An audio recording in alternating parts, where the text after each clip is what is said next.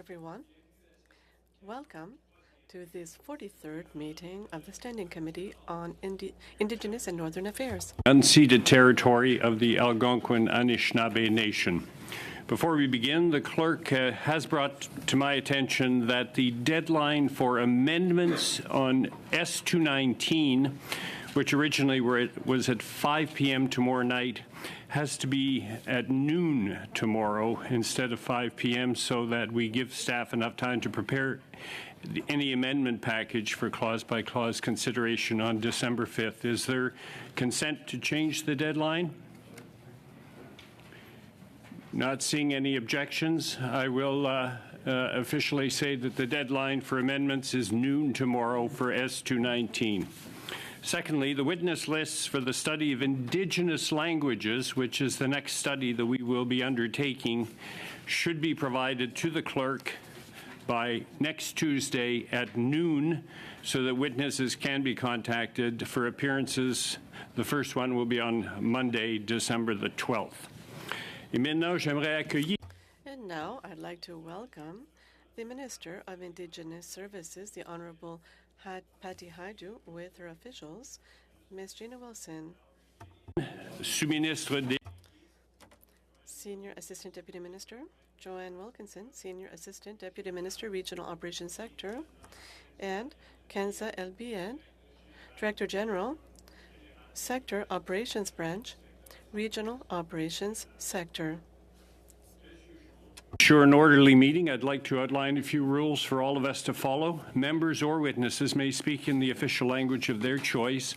Interpretation services in English and French, and in the second hour in Inuktitut are available for today's meeting. Please be patient with the interpretation. You all know it takes a little bit of time. And for those in the video conference, the interpretation button is at the bottom of your screen.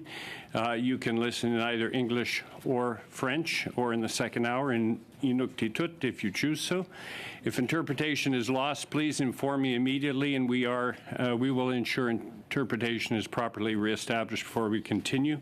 Before speaking, please wait until I recognize you by name, and if you're in the video conference, please click on your microphone icon to unmute yourself. And very important here, when you're speaking, please speak slowly and clearly for the benefit of the interpreters.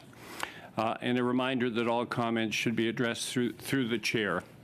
The Minister has been invited to make an opening statement, which we will then follow up with questions from the members of the committee. The Minister will be with us for the first hour, and her officials will be with us for the full 2 hours.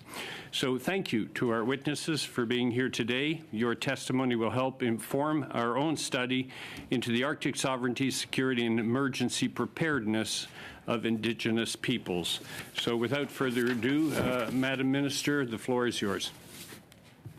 Merci beaucoup, Monsieur le Président, and hello everyone, bonjour, kwekwe. I'm really looking forward to this conversation that we're going to have about emergency management and the need to do better as a country in preparedness and adaptation.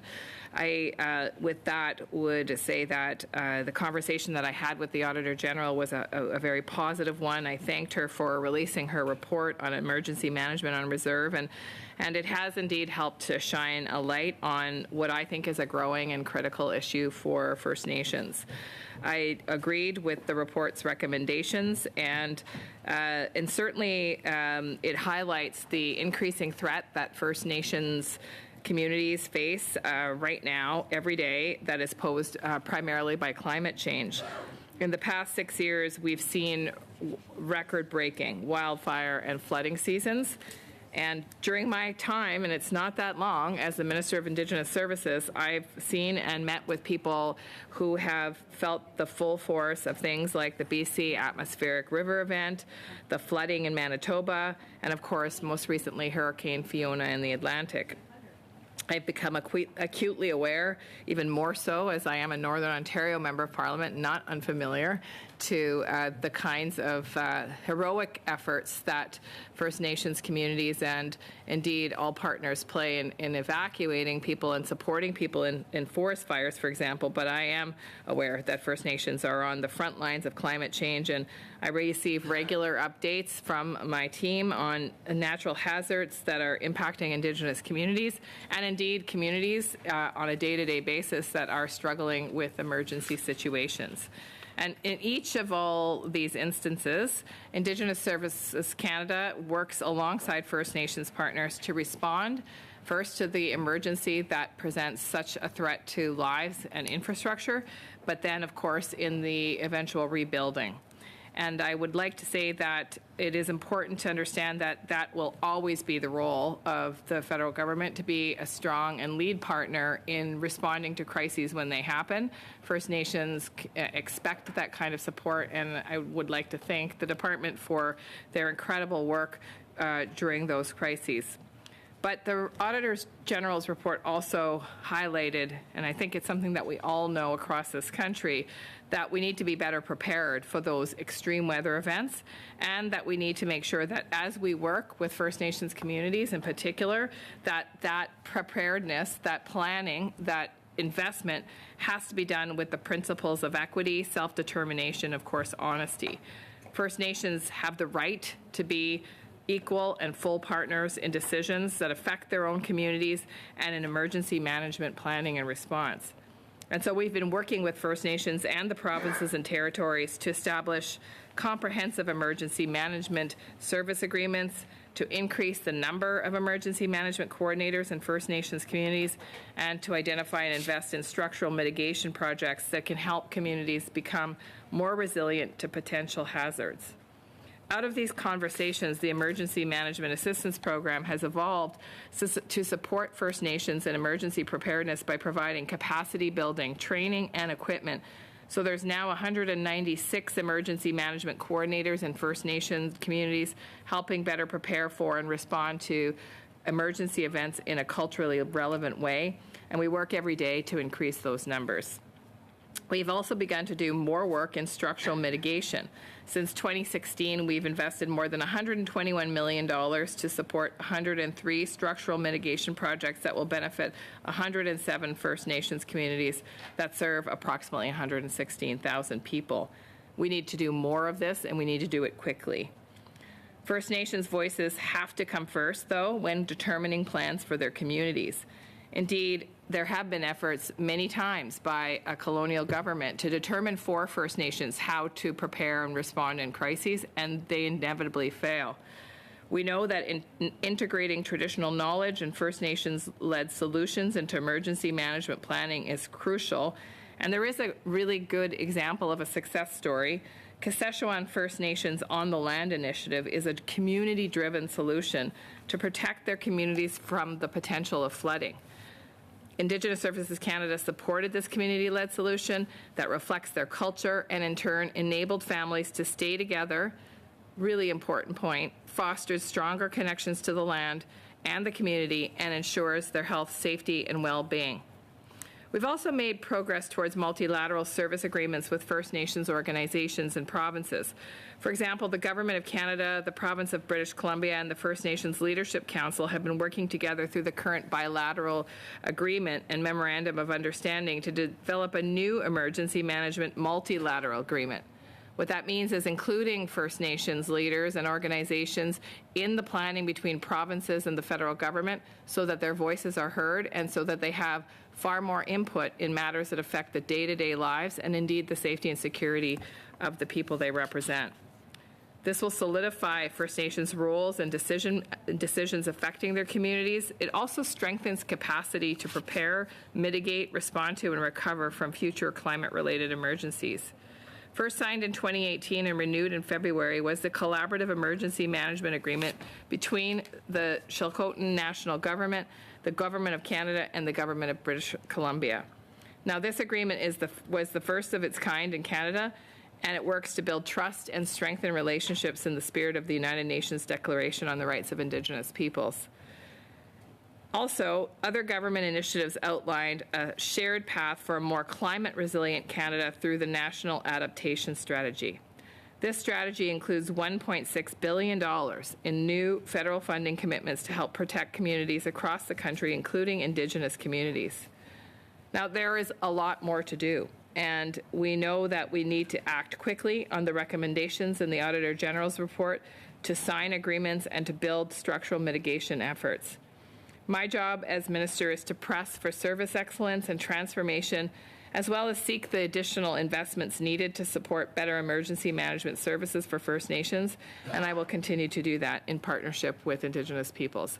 Miigwech, thank you. Merci. Thank you, Minister. We'll now proceed with the first round of questions, each being 6 minutes, starting with Mr. Vidal. Thank you, Mr. Chair. Thank you, everybody. Minister, when did you first get and read the AG report? I would have to check my calendar, Mr. Vidal, but it was some weeks ago, and then I had a conversation with the Auditor General prior to her releasing the report. Thank you. I had the opportunity to appear at the when the Auditor General appealed at public accounts last week, and then at INAN earlier this week, so I've had some conversations with her through committee appearances. And there was a pretty extreme level of disappointment and frustration with everybody at the table at that point. In fact, the Auditor General, in her opening comments, she talked about, and this is a quote, many of the issues we are raising today in this audit were findings in our 2013 audit of emergency management on reserves. And I'm frustrated that almost a decade later, there's been little or no improvement. I made the comment at other committees earlier that this is not an Ottawa bubble thing. This is in my communities, this is a people on the ground thing that affect quality of life. So my next question is simply, what was your initial reaction when you read the report? Well, my initial reaction was, first of all, to appreciate the enormous challenge that the federal government, indeed all governments, are going to have as we pivot from responding to climate crisis to the actual adaptation and preparedness piece. And really, in terms of adaptation, what we're talking about is climate resilient infrastructure, which will require a huge investment in terms of infrastructure expenditures. But I also felt that it was important to lean into that report, quite frankly, because this is not, obviously, this is First Nations people are on the front line, but this is affecting all communities across Canada. And so I thought of this as a way to ensure that the people most affected at this particular time have a fulsome response from the government, and that's what I hope I have been providing. Thank you. So when you say you want to lean in, and I'm going to go back to a couple quotes of yours from the last couple of weeks here. In the House of Commons last week, you said that Indigenous Services Canada is doing a great job, or that the Auditor General said that. And then in the Senate earlier this week, you said, in fact, the Auditor General found that the department was extraordinarily responsive to helping communities in times of crisis. I asked the Auditor General last week if those words were anywhere in the report, or if you had some other information that we didn't get, and she said they were not. So I guess my challenge is that, we've been talking a lot this week around Bill C-29 about truth and reconciliation. And if we're going to have reconciliation, we need to start with the truth. And the truth needs to matter, or there is no trust. You talked about trust in your comments as well. And this is a relationship that governments, all governments of the past, have been challenged to have a trust in this relationship. So we need to build trust if we're going to have true reconciliation. So based on your comments that you made in the House and in the Senate, my question is simply, how do you think the people that are affected by this report, or the people on the ground that are experiencing these repeated disasters, how do you think they feel when they hear you publicly just defending the department on these reports? Well, thank you very much, through the chair. First of all, what I'll say is that I think that the people that are listening to my comments are not choosing one particular part of an entire reflection. And my reflection was conversations with the department and indeed with Indigenous peoples about the responsiveness of the department to help in crisis management. But I also, as I said, fully agree with the Auditor General's perspective that that we need as a federal government to pivot towards the prevention and adaptation. And I have been very fulsome in my responses. So to take a part of a response and imply that that is the only answer is in fact dishonest. And I would say that for me, it is important to acknowledge when good things are happening, and that is in terms of all hands pitching in a time of crisis, but also acknowledge that we need to make those incredible investments in infrastructure and adaptation and in preparedness that will help prevent some of those crisis responses. These same recommendations that you're agreeing to this time were made in 2013, and I want to talk with the time I have left specifically about this risk-based approach that was recommended in the report. And if you know, the report found the department did not implement a risk-based approach to manage emergencies as is required under the Emergency Management Act.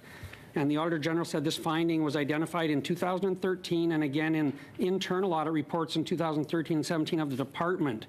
A risk-based approach identifies, analyzes, and evaluates the risk in these communities so that the proper actions can be taken. So I guess my challenge or the frustration I have is that we need to acknowledge the concerns or we can't fix the issues. And if I misinterpreted your words, that's a fair argument. But when I hear those public comments, that frustrates me because I'm saying somebody has to be accountable to make the changes that we agree to in these reports. Somebody has to own this. So, you know, with the short time we have left, can you maybe just share with the committee how you as the minister are going to hold the department or somebody in the department to account to make sure we make the changes in this move from a risk-based approach or to a risk-based approach from a proposal-based one? Well, thank you, Mr. Chair. And I think the first thing that we could do is that we could all agree that we need to make investments in mitigation and prevention efforts. In fact, your party, I think including you, voted against this in recent budget votes. It's very important that we understand that any kinds of fiscal prudence must not come at the expense of the investments we make in First Nations and with Indigenous peoples. For too long, Indigenous peoples have been waiting for those investments. And so I would hope that with your comments that you will be an ally and that when there is expenditures proposed for Indigenous people that you will stand beside the government and agree to those expenditures and that you will push the government to spend more, which is opposite to the message that I hear from the other side of the House. And so this is our duty as a partner, as a colonial country to make right the wrongs that we have inflicted on Indigenous people since time immemorial. Thank you. Thank you, Mr. Vidal. We'll now go to Ms. Atwin for 6 minutes. Thank you, Mr. Chair, and thank you so much, Minister, and for your team as well for appearing today. I wanted to focus on the importance of involving Indigenous communities and voices themselves in this process. So the Auditor General testified last week on the importance of prioritizing and supporting First Nation management plans as a key step in addressing the kind of the gaps that exist and acting in a more collaborative and preventative approach. So can you explain to the committee why it's important to have First Nation communities lead the way with their own approaches that work for them? And perhaps if you visited any communities where you might have learned some lessons about this, if you could share that with us. Thank you very much through you, Mr. Chair. Let's begin with the displacement of Indigenous peoples and why Indigenous peoples are in such risky situations to begin with. In fact, it was a process of colonization that moved Indigenous people from the most viable land to oftentimes places that most people would not be able to survive. There are extreme examples of displacement. There are many people that are in floodplains, that are in areas that are prone to forest fires and burning, that are in remote locations that are increasingly threatened by climate change, including, by the way, in the north, as I'm sure our colleague MP Idlut could attest to, the warming of the climate in north locations is increasingly jeopardizing communities, and that's a product and a result of colonization. But I will also say this, it isn't the colonizer that knows the solutions. We have to be there as a viable partner with the appropriate resources, with the appropriate mechanisms that might even include I mean, that does include the co-development of legislation. And we have to be there as a listening partner to understand how best to support communities as they do this hard work themselves. It is a sad reality of colonization that the colonizer will never know what the answer is to decolonize. But we do have a responsibility to be there as a partner with the enabling tools that will help communities do that work. Thank you very much, Minister. And, you know, you've spoken extensively with Indigenous partners over the last year in your role. And I'm wondering what you learned specifically about what it's like for a community to be evacuated and that kind of experience of trauma. When these communities are distressed, how can the government and Canadians show compassion towards these communities who are facing such extremely difficult situations? Yeah, thank you very much, Mr. Chair. This is such an important question, and I've not only spoken to communities recently who have experienced this as a member of Parliament who comes from Thunder Bay, Superior North. I look at my colleague also from Northern Ontario. Many northern larger urban centres host people who are being evacuated as a result of largely forest fires in our area, but sometimes flooding. This is a very traumatic experience. People are sometimes staged in terms of the way that they are removed from community. For example, elders or moms and children might leave first, leaving capable men behind to help with the next stage. People leave their animals behind. There are often challenges with feeding animals, all of the things that you can imagine about worrying about what's happening to the contents of your house and your day-to-day life in your own community. That is always very stressful. And then, sadly, and this is extremely excruciating to listen to and watch as an ally and an advocate, people experience oftentimes extreme racism in the communities in which they're moved to. And so all of that results in an enormous amount of trauma. Sometimes people are out of their homes for weeks. Sometimes it's for years, depending on the severity of the damage to the community. And of course, all of that is extremely disruptive. The Indigenous Services team has trauma-informed counselors. We also have some new programs that involve training Indigenous first responders, mental health first responders, and coordinators and system navigators, which is starting to show some promise in terms of helping people. But nonetheless, even with supports, it can be incredibly damaging for communities and for families and for individuals. Thank you very much. And with my remaining time, I'll focus on the need for capacity building in communities. So, you know, how can your department, how can Indigenous Services Canada best address the issue of the need to build capacity for emergency responses in community?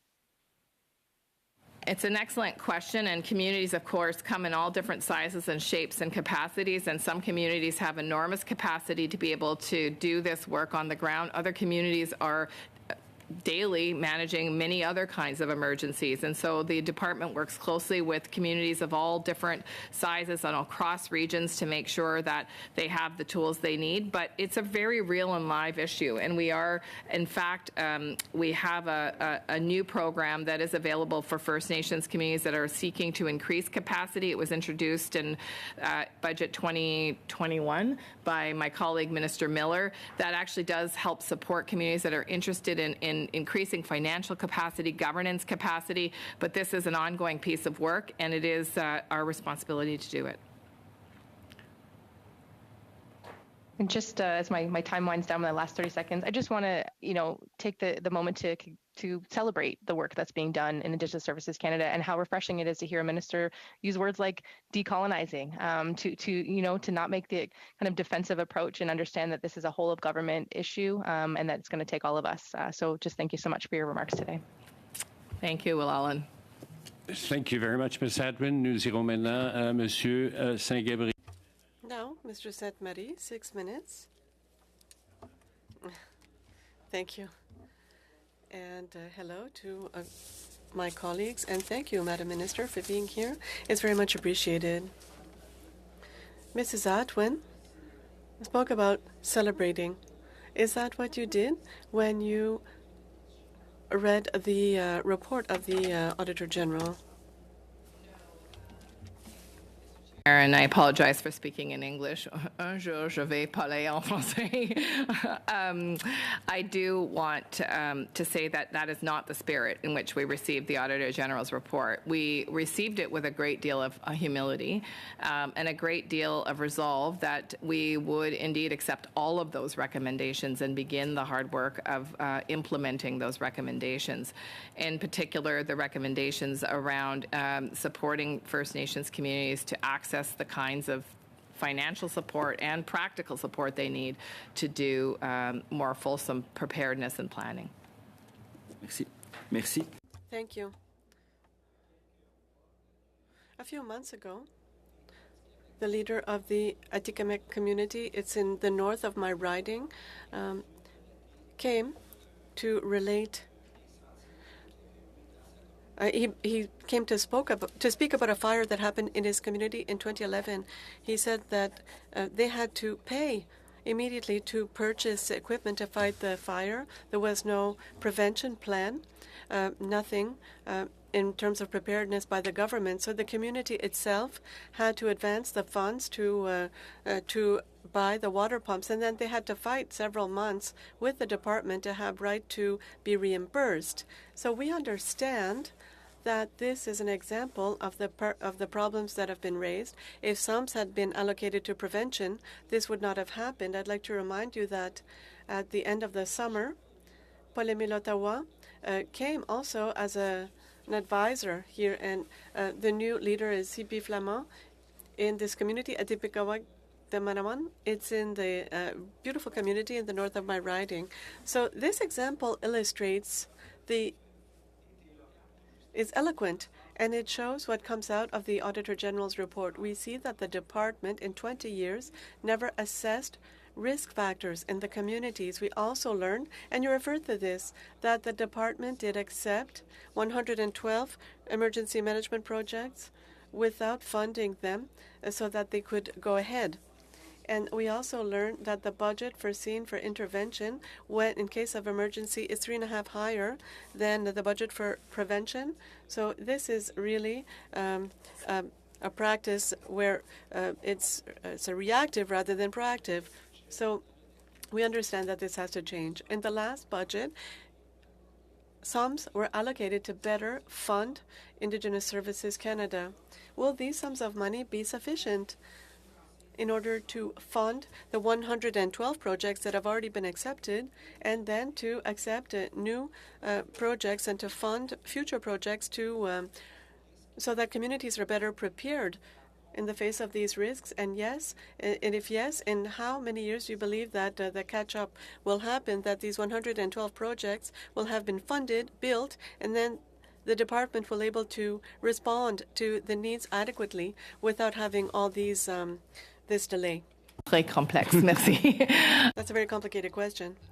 First of all, I should really note here that provinces are an important partner in emergency management and in emergency preparedness. And indeed, we encourage provinces to work closely with First Nations as well as the federal government. And so we have a 5-year service agreement, for example, that was signed with the government of Quebec to provide support to First Nations communities when their capacity to respond is exceeded. The government of Quebec then invoices Indigenous Services Canada for expenses incurred by Quebec departments and agencies when a request for assistance to First Nations is referred to them by Indigenous Services Canada. This is a really important piece to realize, and it reminds me a little bit of my time as Minister of Health and COVID, in that the federal government is an enabling partner, but indeed we rely on provinces and territories who have expertise in emergency management to help respond to these emergencies, as, by the way, First Nations in Quebec are indeed Quebec residents and entitled to that kind of support and care. But I will turn to the department to speak a bit more about that particular situation, and perhaps you can answer whether or not how you think the ongoing maintenance of the funding requests will be managed. Merci, Madame la Ministre. Monsieur. Thank you, Madam Minister. And thank you, Mr. Sainte-Marie, for this question. In fact, your question involves, has many sub-questions, and I'd like to ensure you that we have met with this chief, and if there are files or items that have not yet been resolved, we will meet with the chief to make sure that he will have necessary services. As for the request after an emergency request, the community provides services.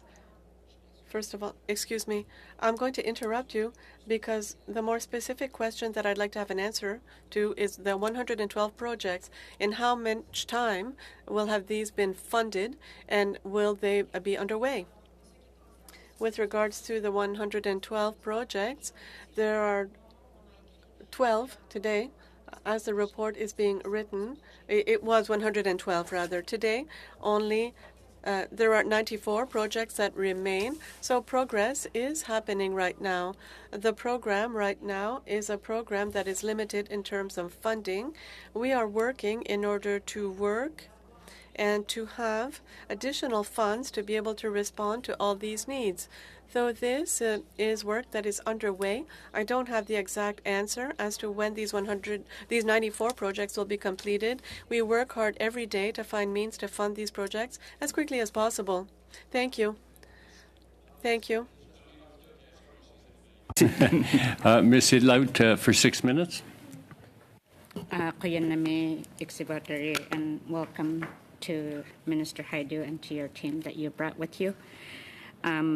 My colleague, MP Blake Desjardins for Edmonton Griesbach had hoped to ask these questions. He had meant to be here.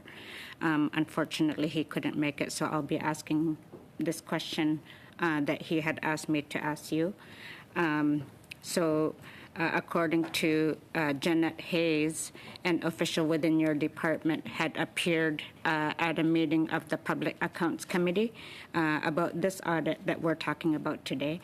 And there was a discussion about the same $12 million, the First Nations Infrastructure Fund, available to fund the 94 unfunded structural mitigation projects.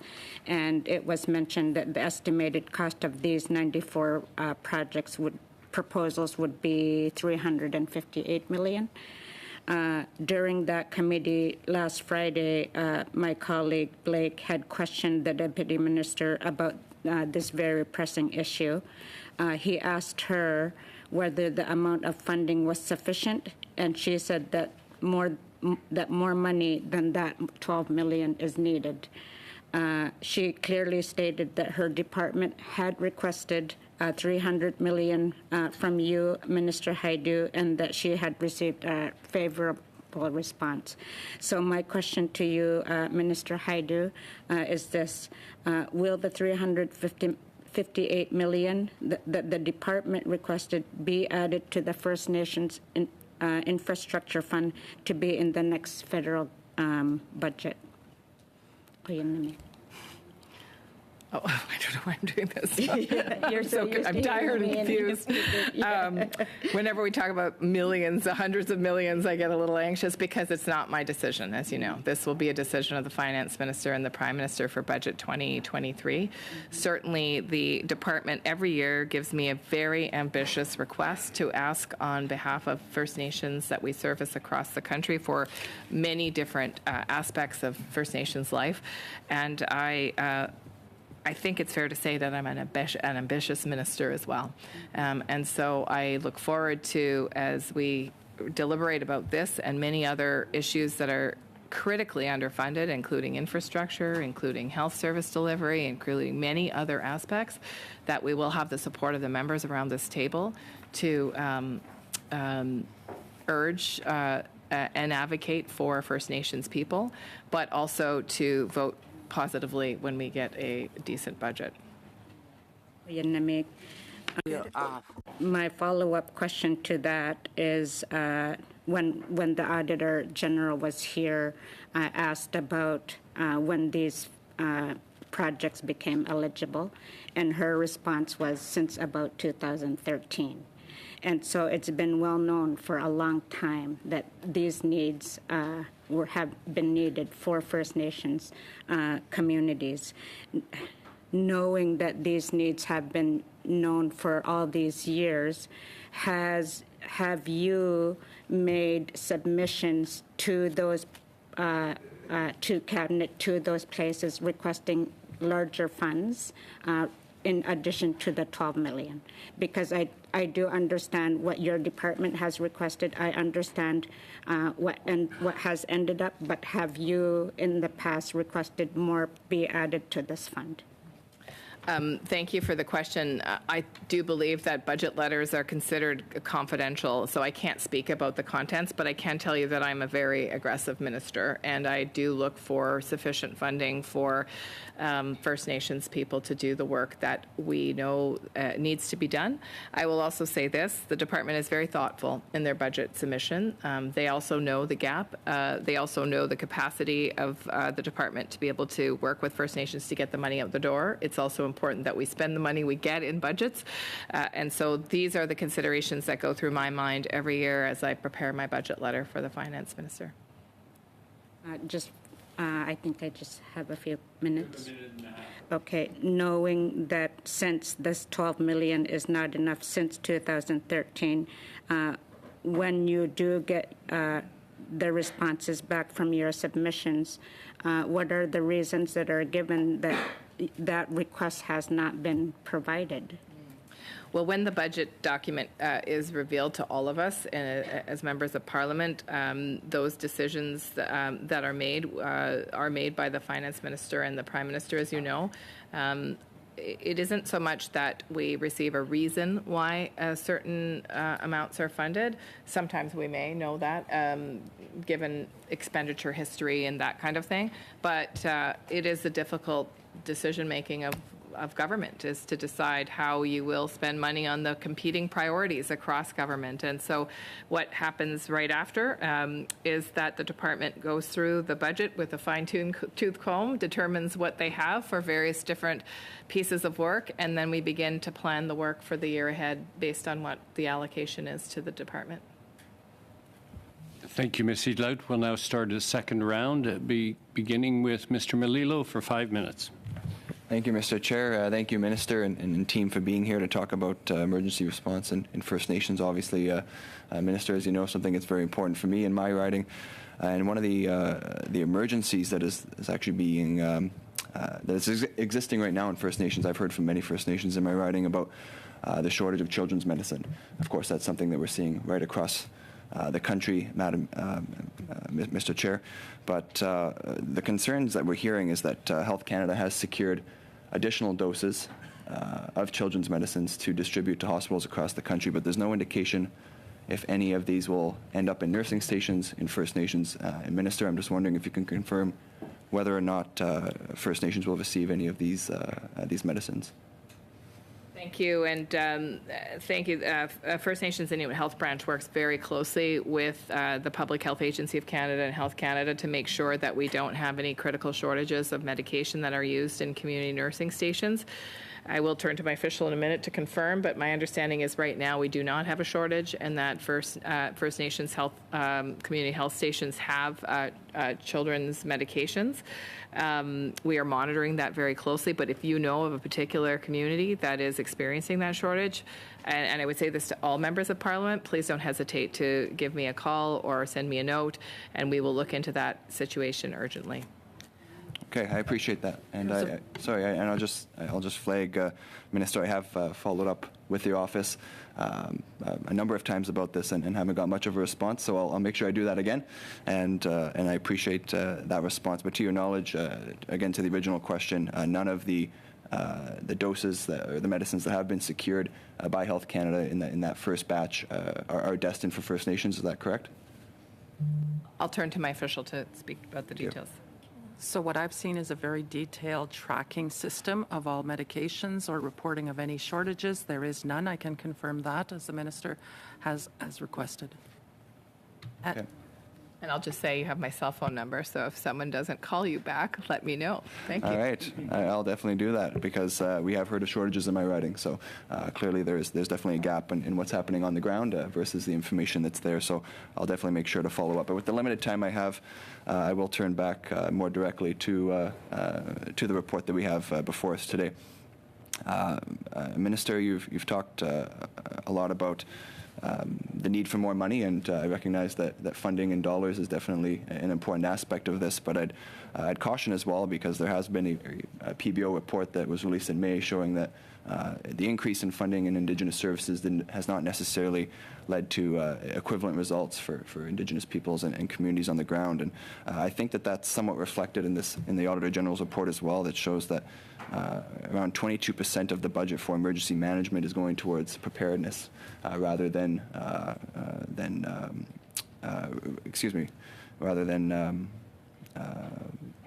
the recovery.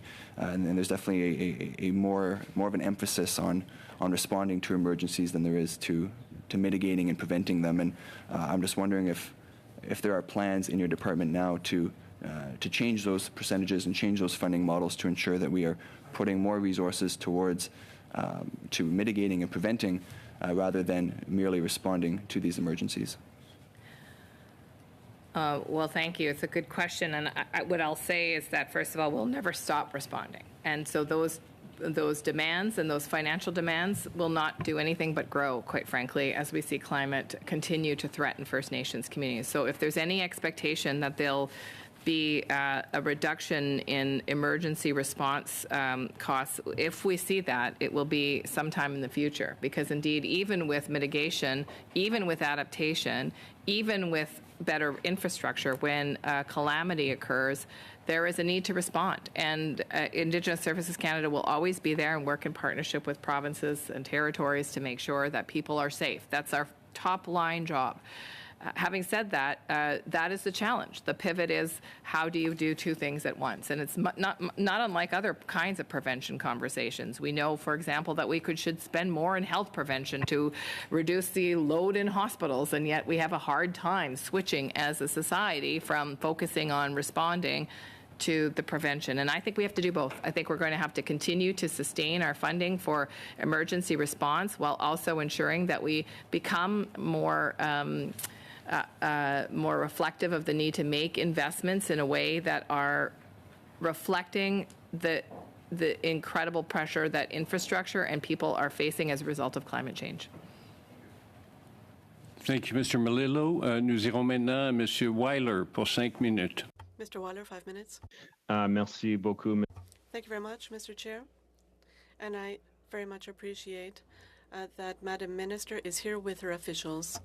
I'd like to start by some comments you mentioned before, Minister, and I appreciate your comments on recognizing the impact that colonization has had on exacerbating the risk that Indigenous communities face. I do have a particular example with the Lil'wat Nation in my riding, which has been relocated to a location now where they're subject to many different natural disaster risks. But you also mentioned the trauma that's experienced by Indigenous peoples that are displaced, and we saw that in BC last year with the Indigenous peoples that were displaced by the heat dome and the fire in Lytton, where it was only a year after that folks started returning.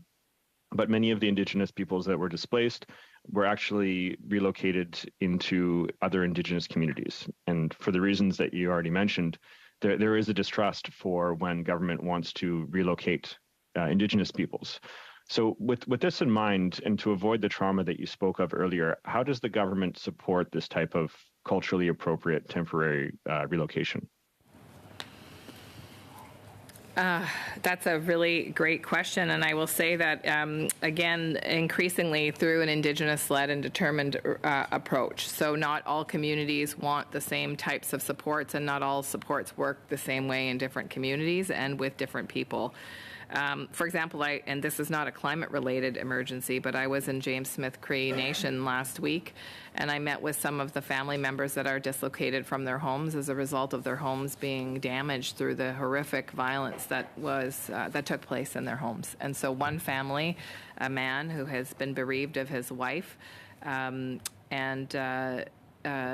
his surviving child, who was also a victim, and his 2 or 3 other young children are all staying in a hotel that is not in the community and that is in an urban setting. And it is very and exceedingly difficult for that man as he grieves while also trying to support his children from a location of a hotel room. In that case, of course, the family is receiving a variety of different mental health supports, but he told me that indeed it's a connection with cultural elders and some traditional healing practices that are giving him the most relief from the excruciating grief and pain and fear and trauma-related disorders that the entire family is facing. All the children are still out of school. It is a very, very challenging situation. And now, if you think about an entire community in that kind of space, it takes an enormous lift. And so the department works, I think, extremely well to be sensitive to the requests of the community and individual community members about what kinds of supports and services would be appropriate. We also work with partners like the Canadian Red Cross and other kinds of service delivery organizations, for example, when there's a mass evacuation, to make sure that people get supports while they're dislocated, oftentimes staying in hotels or other larger convention center types of situations. And maybe I can turn to Joanne to speak a little bit about what that diversity looks like. Absolutely. So thank you very much for the question. We certainly, as the Minister said, work directly with communities because First Nations need to be full and equal partners in that conversation, and they need to drive what those support services look like. So whether that's in Manitoba, we work with the Assembly of Manitoba Chiefs. They have an ambassadors program. Those ambassadors we support to assist communities. In Ontario, we'll work with tribal councils or with other organizations that are either local to the evacuation site, also working in a direct partnership with Indigenous leadership to ensure that people have access to services. We'll ensure that Jordan's Principal services are available for families, that education services are available where that's appropriate if there's a longer term evacuation, but we make sure that communities have what they need and that they are able to shape and frame what those supports look like. Thank you. Thank you. The audit noted that the lack of service agreements in certain provinces is increasing the risk that First Nations communities are facing and that they will not receive emergency services when they're most needed, as well as increasing ambiguity and confusion about roles and responsibilities. But you mentioned earlier in your statement the MOU that was concluded in BC. And I was wondering what lessons other provinces could learn from this, and what is preventing more such agreements from being concluded right across the country. Fairly quickly, please. Really quickly, I think what BC experienced during the atmospheric flooding and the disjointed nature of their response really led to an increased commitment to collaboration with organizations like FINESS. I'm sorry, I can't remember what it stands. First Nations Emergency Services. Okay, First Nations Emergency Services, who have expertise in leading responses in First Nations communities. I had an opportunity to visit FINESS last year and meet with some of the leaders of the organization, and I think out of that disjointed beginning came a real willingness by the British Columbia province to sit down with Indigenous leaders, with FINESS, to plan a much better way to deal with future emergencies. And so this multilateral agreement means that First Nations people are at the table making decisions, not receiving those decisions at the very end or being deputized to do certain things in First Nations. Having First Nations at the table, planning how a province, a community, a region will respond, I think is the only way forward. And there are other really positive developments in Manitoba, for example. We're seeing some other positive responses in other provinces, but there are still some provinces that are very resistant to do this collaborative work. And I would say that it is to everybody's benefit when we work together, because indeed, whether you're First Nations living in Quebec or you're non-First Nations living in Quebec, you're still a Quebec resident and you're a First Nations person and you're a Canadian a citizen who is entitled to a certain level of service. So we've got to do better working together, and I think we'll all do much better as communities when we do. Merci, Monsieur Weiler. Monsieur Sainte-Marie, pour 2 minutes et demie. Mr. Sainte-Marie, 2.5 minutes. Thank you, Mr. Chair. I'd like to remind my colleagues that the Auditor General report had to do with the department and not on the provinces. And even if there's a shared jurisdiction, what the report seemed to indicate is that we're always in reaction mode. So I would like to trace a link between the housing crisis among the Indigenous peoples. The First Nations Association was saying how many that there is a shortage of 10,000 housing units, and there's no action plan to arrive at the goal. And if in the context of climate crisis, if there's a climate emergency, and if lodging is destroyed, and it's already hard to meet the demand, Madam Minister, do you agree to say that Indigenous services should have an overall strategy, a plan, a vision, a holistic plan with a timeline, and not always being in reaction mode? Thank you. Well, I would go one step further and say it shouldn't be the vision of Indigenous Services Canada. It has to be the vision of First Nations communities and Indigenous leaders. And then the department has a responsibility to work in partnership with First Nations and Indigenous communities and, yes, provinces to breathe that to life.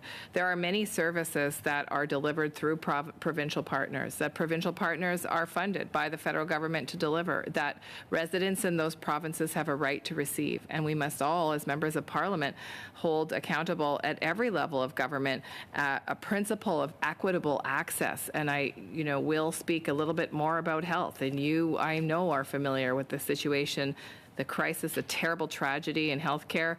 You speak about it a lot, but it's even worse for Indigenous people seeking healthcare. And we only have to look at Joyce Echaquan and her family as to what the worst case scenario is. So in terms of emergency management, when there is a crisis, it is an all hands on deck. It is provincial, municipal, federal, indeed First Nations leaders themselves. And the role that we will play in the years to come is to help communities to increase their capacity to have a plan in place, to be able to increase their resiliency in terms of infrastructure, and to increase that self-determination capacity, to have a plan that's going to work and reduce the trauma that some of my colleagues have been speaking about that results from a colonial approach. Merci, Monsieur Sainte-Marie. Thank you, Mr. Sainte-Marie. Mrs. Idlout. Thank you. I will be speaking in my own language, Inuktitut. I will have questions about emergency evacuations in First Nations communities. For example, Peguis First Nations, Aboriginal people in their homelands for many years, for 10 years, that's too much. They've been evacuated in the stage, evacuated for 10 years. And in the Auditor General report, it says they are worried about that issue. I was wondering, what is being done for those people, and what services are they working on? Nation leaders now a number of times to hear about the work that they were actually doing to restore the capacity for community members to come home after, as you point out, a very long time away from community. And then, of course, they were hit with yet another catastrophic flood this spring. And so even more people are now displaced. And my heart goes out to Peguis and to the people of Peguis and the leaders who are struggling just to get their feet under them in an area that is prone to flooding with a repeat occurrence like that. It's got to be demoralizing as you see progress getting people home and then to have that taken, the rug pulled out from under your feet.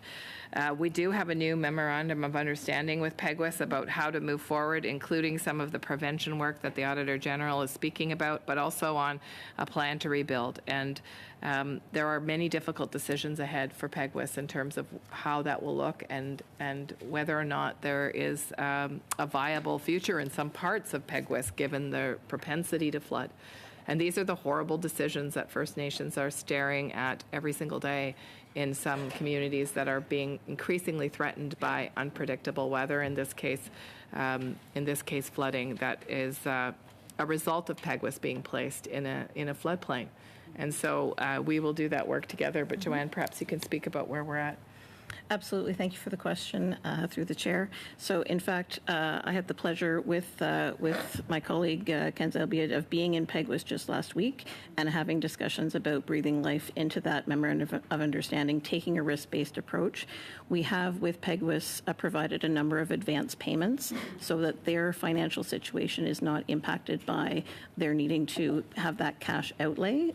Usually we reimburse, but in the case of Peguis, we've done a number of advance payments to ease that burden on the First Nations. So there's certainly a lot of work to do, and we're committed to continuing to do that work in partnership. Thank you. Thank you, Ms. Edlout. For everybody's information, we started 10 minutes late because of the vote. So we'll conclude our hour with the minister with 5 minutes for Mr. Zimmer, followed by 5 minutes for Mr. Badaway. Thank you, Mr. Chair, for that. And I wanted to thank the minister for coming today to talk about the Auditor General's report on emergency management in First Nations communities. I have many First Nations communities in my own riding in northern BC. We saw a recent example even of some of the struggles we had a windstorm last year, and even throughout that particular crisis where trees were down, etc., getting access was a challenge, power back on. We see even now where those trees are still down, posing a possible risk of forest fire and risk to our communities. So you mentioned something, a keyword that kind of caught my ear was a disjointed relationship. And maybe I'll do a little bit more preamble. I've come to another minister about certain administrative issues in some of these First Nations that I represent as their MP. We have tried to deal with administrative challenges, and the minister said, look, I just can't get involved. And to me, it kind of highlights what you said in a disjointed relationship. They're asking the federal government to step in and govern because there's no other groups to ask to do that. It's community members asking to step in with administrative challenges and do something. And it was a hands-off approach. They called the number several times to the office, whether it's one minister or the other, and constantly got no answer to their question. But we are talking about emergency response. So let me get back to that. But it does highlight the disjointed nature of the relationship. 8.6 in the auditor's report, the department does not provide direct emergency response services to First Nations communities. The department negotiates emergency management service agreements with provinces or other service providers such as the Canadian Red Cross to provide emergency services in First Nations communities. And I see you even making a sincere effort to do what you're saying, right? But I guess what measure do you have in place to really make sure it happens? And for us, the way I would phrase it is, it's spending versus outcomes. How do you make sure that those outcomes that you're talking about here are realized in the community? Who makes sure that it happens? Well, like any democracy, the people do. And so what you're proposing is that the federal government would interfere with an independent level of government, really. These are elected leaders who are responsible to the citizens of their community. In fact, a colonial practice prior to over many years was to interfere in the governing of communities. And so the description... Maybe I'll just clarify then a little bit more, because this might clear it up. When service providers are provided with contracts and service agreements, so Canadian Red Cross or whatever the provider is, I'm not saying that about the communities themselves. I'm saying, how do you make sure that the service providers are providing the service? That's a completely different question, and Right. I'm sorry I was confused about your accountability comments earlier on. I will say that those are contracts, and there are requirements for the service providers to live up to those contracts, and in fact, by and large, service providers do that in a state of emergency. If you'll recall, the Auditor General's distress in this report is about the prevention and the infrastructure expenditures that need to happen to reduce the kinds of expensive evacuations and other kinds of urgent responses. But maybe I can turn to official to... Let me say 812. Maybe I can... The response, my time is very limited. 812 on the next page says, in answer to that comment, overall, Indigenous Services Canada did not provide the support First Nations communities needed to manage emergencies such as floods, wildfires, which are happening more often and with greater intensity. So and this is getting to what I'm saying about and she's outcomes. referring to the mitigation. But let me turn to the officials to talk about how you hold service providers accountable.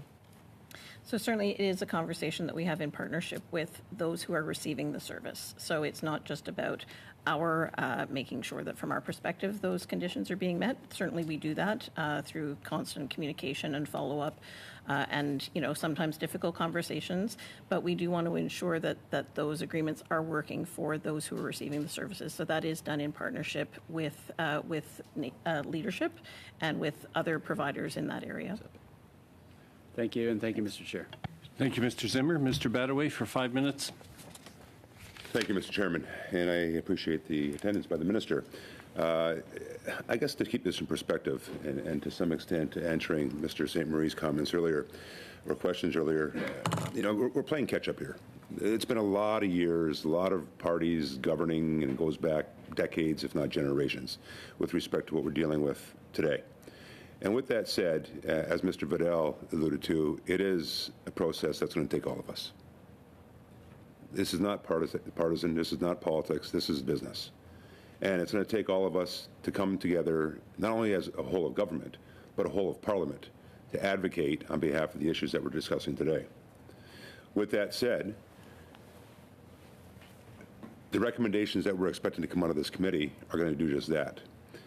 And we heard a report, or we heard about a report from the Auditor General that came back that unfortunately didn't look at a lot of the whole of government strategies that were put in place already.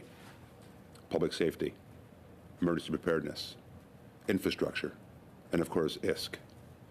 Dealing with climate change, infrastructure, asset management, and emergency preparedness, which frankly are part and parcel relevant to overall what we're discussing today with respect to emergency preparedness and management.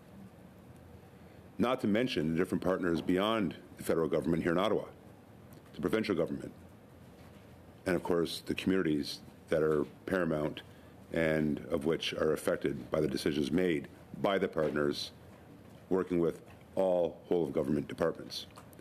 So with that, my question to the Minister is this. When you look at the report coming down to us by the Auditor General, what efforts, what directions, what strategies are being put in place, led by ISK, by you, Minister, with relevant departments that must participate, especially when we look at the different things I mentioned earlier, climate change, infrastructure, asset management, et cetera, and what levels of government are you also working with to ensure that ultimately what we're discussing today is being dealt with? Well, thanks very much for that question. And I will say that I think I'll start at the beginning because you're right, we're playing catch up. And in fact, in 2011, at the end of her mandate as Auditor General of Canada, Sheila Fraser summed up her impression of the government's actions after 10 years of audits and related recommendations on First Nations issues with the word unacceptable. Prevention and mitigation was never funded for First Nations by the then Conservative government, but you're right, it's Liberal governments in the past as well.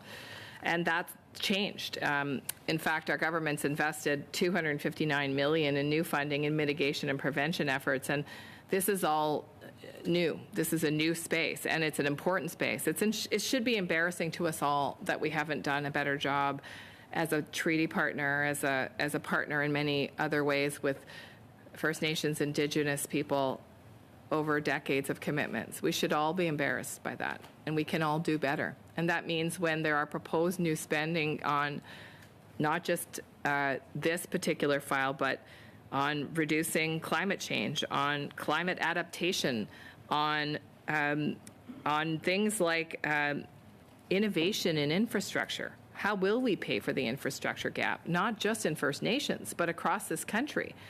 Tough times are coming, folks, and things are changing, and I think we all see that in our own lives. And so there are big questions ahead of really every government in the world, but certainly our government, and that's who we're speaking about today in terms of that pivot. You're right. Can we continue through a public safety approach that we currently have as climate disasters get bigger and bigger? Who do we need to have at the table? What kinds of partnerships do we need to have? And can we learn something from First Nations people who have far vaster experience in this land than we do? And that's the challenge, colleagues, is to change the way that we think about this from a begrudging duty to an opportunity. And I look forward to taking that opportunity with First Nations partners across this country. Thank you.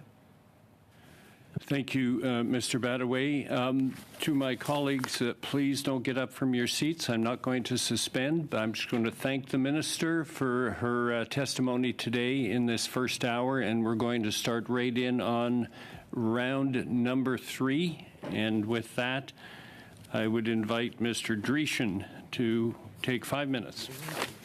Oh, okay.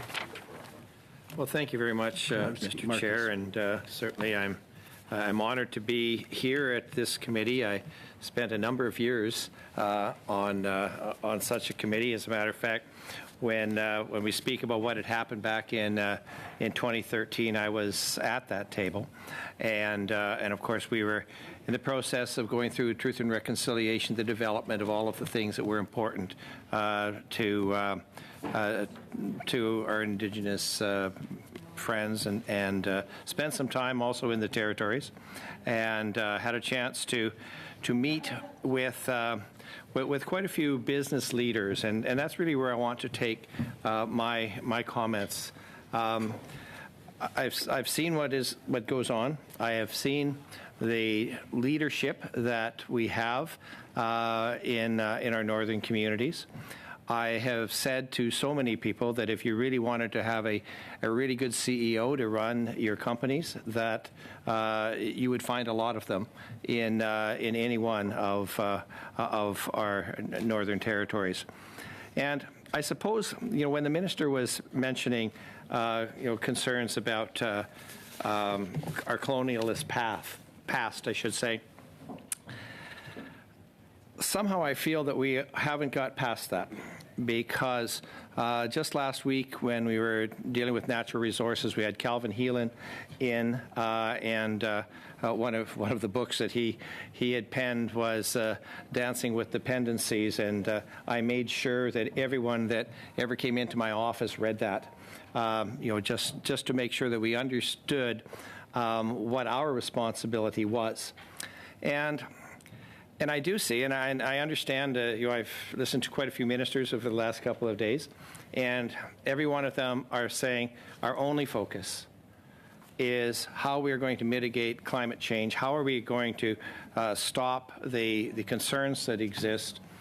We seem to forget that in a lot of our Indigenous communities, that what the strengths of those communities is their knowledge and ability to be able to manage the resources that are there. And they are looking for that opportunity to manage their resources. And as Mr. Heelan said, we do seem to be back into a position of eco-colonialism, where we have governments that are saying, I think we know exactly what you need, and because of that, here's how we're going to dole out the options and the opportunities for you. How are we ever going to get to that stage where we really give them that opportunity to bring their expertise to the table? J'en profite pour souhaiter la bienvenue. I would like to wish a welcome to Mrs. Valerie Gideon, Deputy Minister, yes. So I think one of the roles that we have in the department is we have been funding communities, including northern communities, with Crown Indigenous Relations, Northern Affairs, working closely with them on an environmental and climate change and health adaptation program. So it's like a program that funds community-based knowledge gathering, dialogue, planning with respect to climate change and health adaptation. And that's actually one of the contributions that we have made in the National Adaptation Strategy. There are some really interesting community-based research initiatives that have been funded through this, and I really can send information to your office. It's existed for quite some time. And it enables that exact thing where communities can then come forward and have a voice and present to governments what it is that they need to inform their climate change and health adaptation. Perhaps I didn't make myself clear. There are Aboriginal communities that want to get involved in the oil and gas industry. They want to make sure that the knowledge that they have gained over decades of working in that industry is being advanced. They realize, because they too, as I mentioned, are experts in the field, that what we have in Canada is the highest quality and highest level of environmentalism in the world, and they are saying, as many are saying, why aren't we selling that technology around the world if we really want to make a difference? We know I was just in England earlier for an OSCE meetings this summer. We were talking about food security, energy security, security because of what was happening in Ukraine. And we are starting to see what the problems are when people go too far with their ecological plans. And if we just continue saying to the Indigenous people, well, we know what's best, and we're going to make sure that you have all the money you need as long as you follow the plans that we have, I really think that is a mistake. So that's why I wanted to make sure that we understood it. When you say, yes, we had a whole bunch of money there so they could follow this plan that we have, that's great, but that's not what they're all saying. And I'm just wondering whether there is a recognition somewhere in the departments that is the case. Yeah, so just to make sure that I was clear in my previous answer, this is funding for communities to identify their own priorities and develop their own plans. This is not to respond to some federal plan. We don't have a specific footprint in the territories in that space, but I can tell you that in Northern Ontario, for example, around the Ring of Fire, we have funded a number of projects at the federal level to support community development for communities to do their planning and identify their priorities. And we've done that in a single window model through the Strategic Partnerships Initiative that we have in our department, but with partners like the Federal Northern Economic Development Agency of Northern Ontario, for example, which would be the equivalent would be CanNor in the north. So we have an opportunity to work federally to support community development initiatives for those communities that want to engage in terms of oil and gas or mining or these other larger major projects. Okay, thank you very much. Thank you, Mr. Dreeshen. We'll go to Mr. Pulowski for 5 minutes. In the western part of my riding, Thunder Bay Rainy River, we had a major problem with flooding in the spring and the summer of this year. It's the Winnipeg River system, so it includes Lake of the Woods, Rainy Lake, and certainly a number of Indigenous communities were affected, Lac La Croix, St. River, Couchiching. Now, I know Indigenous Services has responsibility for emergency response and preparedness in their communities, but it would seem to me a large part of the problem is the whole river system, because you do something at one level of the river system and it potentially exacerbates a problem in another part of the river system. So is Indigenous Services working with other branches of government, Ministry of Environment, Ministry of Infrastructure, and emergency preparedness, probably the most important one? Are they working with them to create a more generalized response and to look at ways of mitigating the future risk of flooding? Because it affects both the Indigenous communities and the non-Indigenous communities.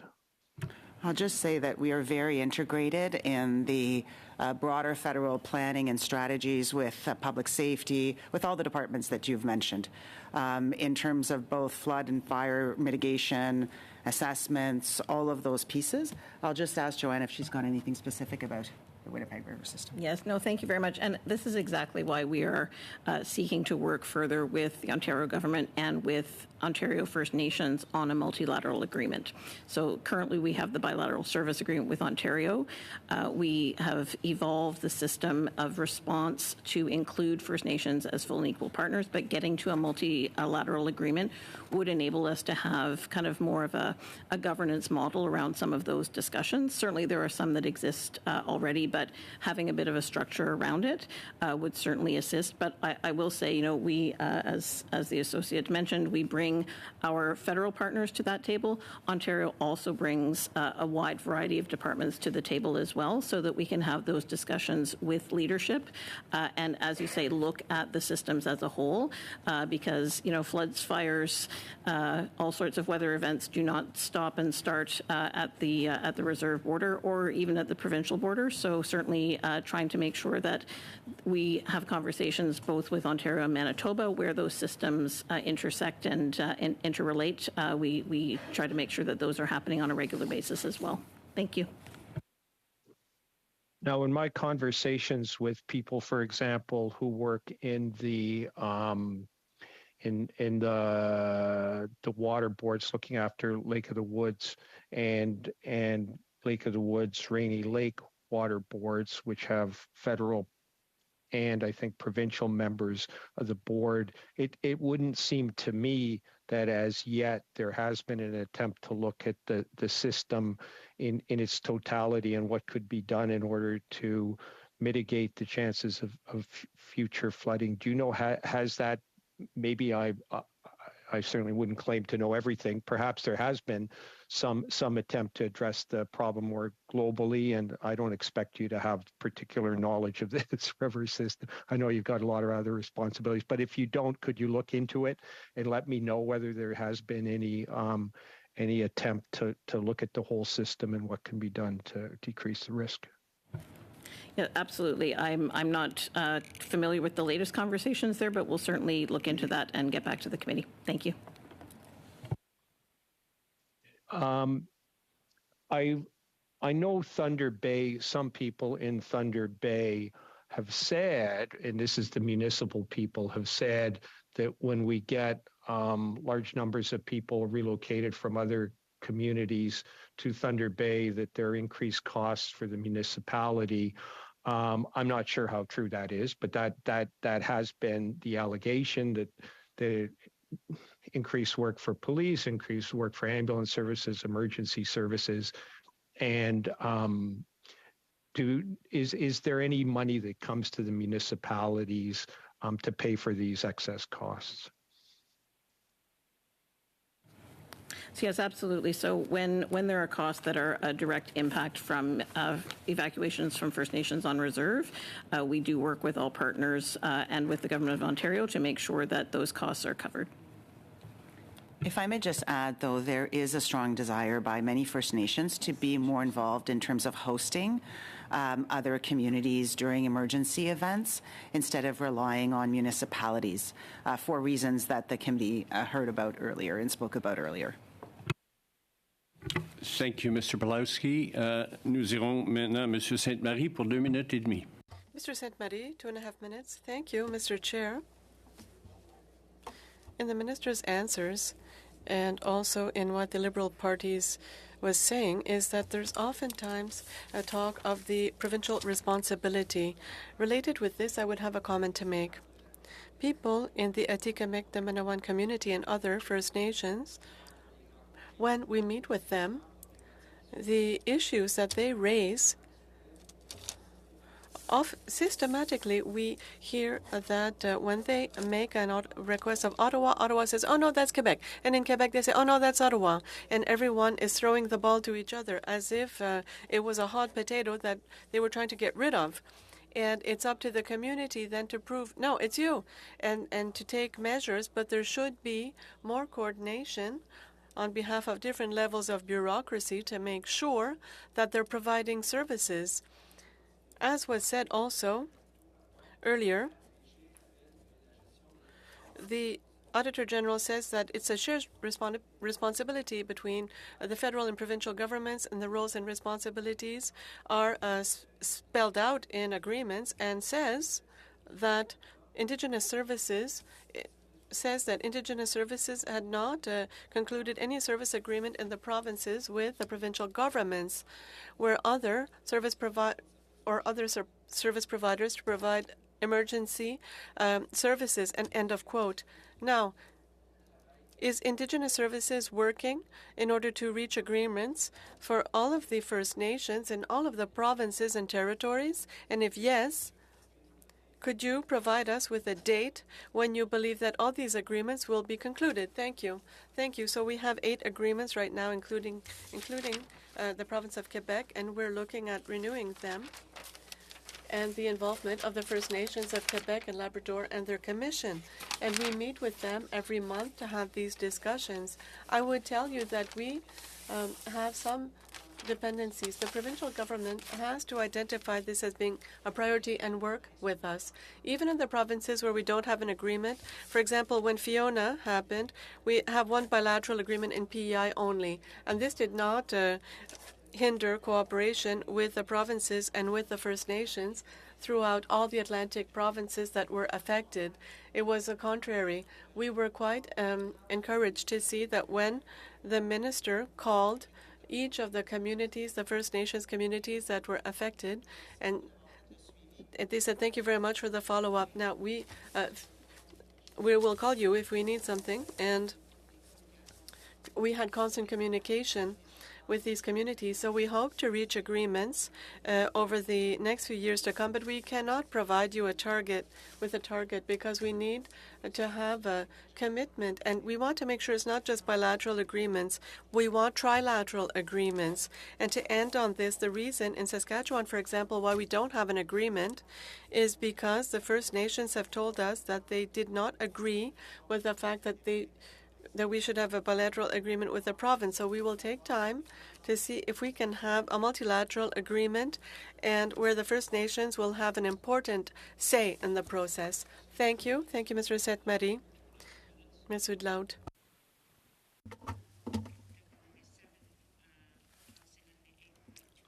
I'll be talking about 8.29, about First Nations.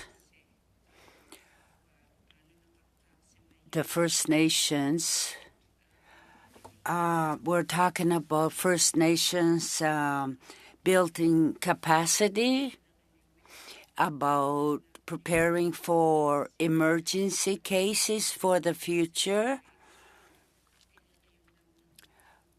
We do understand that First Nations need to prepare for a building capacity. Why aren't we dealing with a specific item?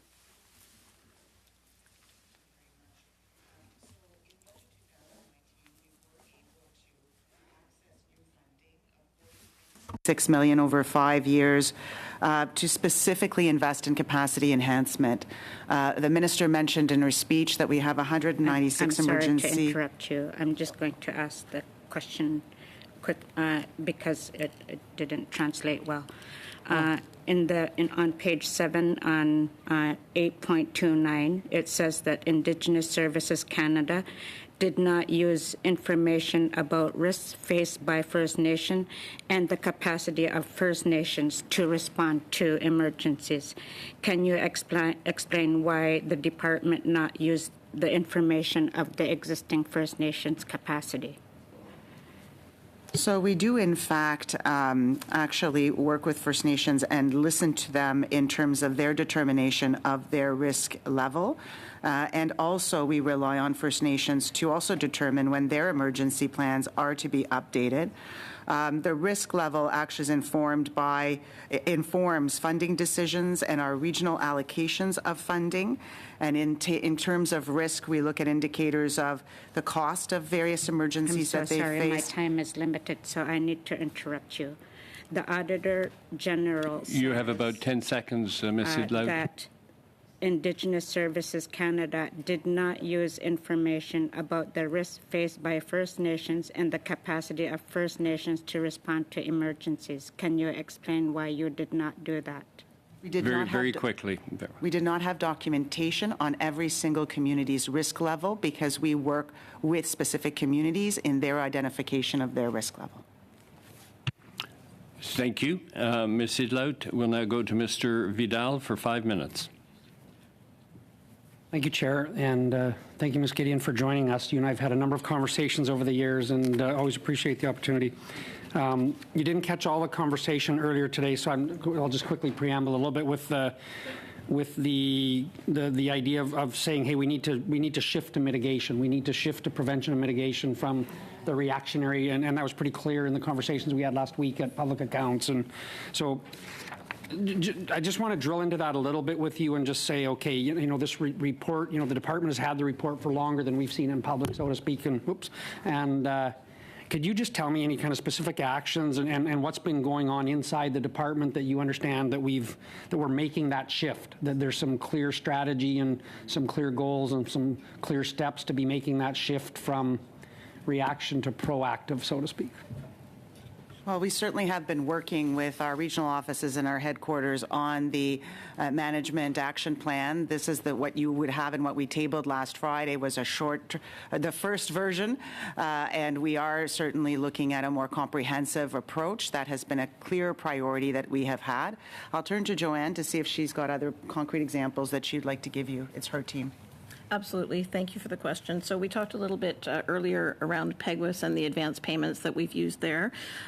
Also, if you look at the Indigenous Community Support Fund, so that was the COVID-specific fund, we there had a funding model where the bulk of that funding went to communities as direct allocations so that leadership could make decisions around what they needed to prevent and mitigate and deal with the COVID situation. We had some needs-based funding that we kept back. We did not require full proposals. We worked on a request basis, so there wasn't a lot of burdensome paperwork, but it was held back for particularly acute situations where additional support was needed.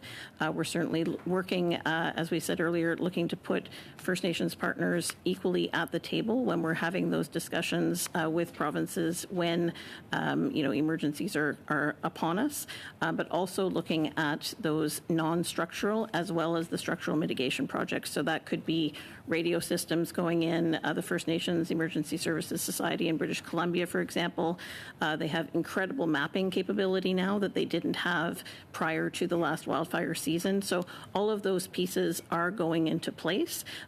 We are not done yet, and certainly we have lots of opportunity to invest further, but certainly... Okay, I'm sorry, I'm going to need to stop you there. I want to get one more question in, and my time is limited. Thank you for that. I don't mean to be rude.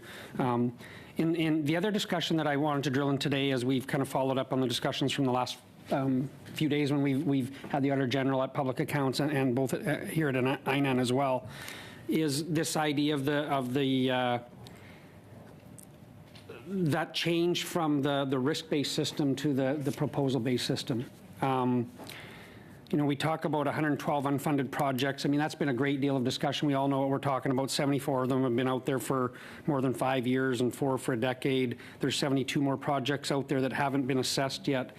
Is there something being done in the department to concretely move to that risk-based assessment program from the proposal-based? It seems that from the report that this proposal-based system is failing. That it's been a challenge. It's been a challenge for many years. I'm not pointing fingers. It's been a problem for us. And I don't mean this to be rude, but it seems like who can best play kind of the Indian Act administration game. We're working with a system that has been there for many years that's flawed. And is there a way that you're working within the department to really concretely make that change? And I get that requires funding and a change in models and kind of getting some of that upfront stuff, but is that being done, and what does that look like, please? So I think a few things. We're certainly trying to work with our staff to make sure that they are navigating and pathfinding for nations so that they can assist in that proposal process. We are also, as I mentioned, with the ICSF funding, moving away from burdensome proposals and moving more to a request-based system. We can talk further about the 112 proposals that were mentioned in the report. We certainly don't require that all the time when we're looking at emergency situations. I've only got a few. But are we moving to a risk-based, like you're talking about other kind of application processes, you're making that, are we actually going out and doing risk assessments on and evaluating the project based on priority? We are absolutely evaluating projects based on priority and with communities telling us what their priorities are. Yeah, you had 4 seconds left. Thank you, Mr. Vidal. We'll now go to Mr. McLeod for 5 minutes. Thank you, Mr. Chair, and thank you to the presenters today. Very interesting discussion. In my previous life as a MLA with the government of Northwest Territories, I was a minister for a number of years, and one of my portfolios was emergency management. And we dealt with many disasters in those days, floods and fires. And we had very little in terms of relationship with the government, the federal government of the day, which was the Conservative government. It was practically non-existent. So it's very exciting to see the involvement of the federal government when it comes to disasters that deal with Indigenous people.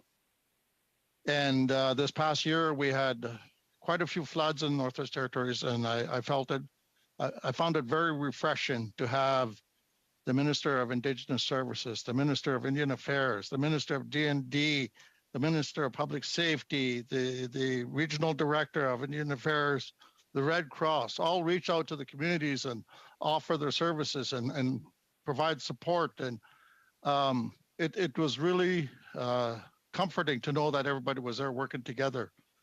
But we know there's going to be more disasters. And talking to the Indigenous people in our communities, we have some reserves, but we have mostly public communities. A lot of the Indigenous people say that some of the communities may have to move. Historically, our people were nomadic, and communities were built where there's flood zones. And when you ask an Indigenous person and say, well, why are you located there? They say, well, this was our summer area. We never used to stay here in the winter, but the church set up here or the government set up here, so we had to move here. Anyway, my question is, now that there's more and more concern over disasters, are we listening to the Indigenous people? Are you talking to the Indigenous people about traditional knowledge, about areas that are known flood zones by the Indigenous people? Even forest fires, historically, Indigenous people would use fires as a tool to burn fields where geese would land and burn brush where it was a threat for fire. So my question is that part of the discussions that happen when you talk to Indigenous governments, Indigenous people about disaster and protection, preparedness? Yeah, so I think this is absolutely a core component of making sure that the mitigation plans are developed by communities and that we support that process, right? I was referring to the program, so we have a part of this program, and Northern Affairs has another. It's the same type of program, but we fund it differently because of the differences between the South of 60 and the North. But so Crown Indigenous Relations, Northern Affairs does fund Northern Indigenous communities to have these plans and these discussions with respect to climate change and health adaptation and bringing in traditional knowledge. It's absolutely an essential component to preventing future disasters as well as to improving the response, right?